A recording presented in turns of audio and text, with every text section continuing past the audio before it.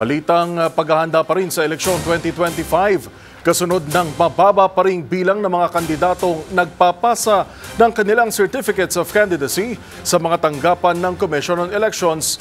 Pinayuhan ng COMELEC NCR ang mga kandidato na agahan ang paghahain ng kandidatura upang maiwasan ng aberya, lalo na't hindi na sila tatanggap ng may mga maling requirements na ipapasa sa huling araw.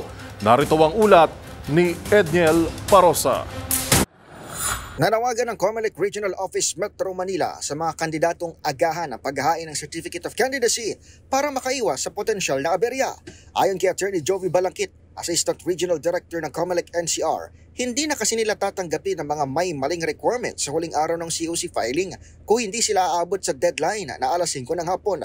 Inasahan pa man ding bubuo sa Oktubre 8 ang magtutungo sa tanggapan ng poll body sa San Juan City dahil sa pamahiin na swerte ang 8. Ginawa ni Balangkit ang apela matapos maobserbahan ang ilang error gaya ng maling size ng papel at maling format ng pangalan sa unang 3 araw ng pagpa-file ng COC. Sa katunayan, isang kandidato pa nga ang 2 araw nagpanumbalik sa opisina ng COMELEC dahil sa maling download ng kanyang COC. Pinayuhan ni Balangkit ang mga kandidato na maagang magtungo sa COMELEC office kahit hindi pa sigurado sa kanilang files o requirements. Handa kasi umanong umalalay ang mga nasa initial screening ng COMELEC NCR para magsuri at mag-ayos ng mga dokumento. Dapat mas maaga sila, no? Kasi when they come here na merong bang problema ng COC, they have to correct that and submit that within the period up to 5 o'clock.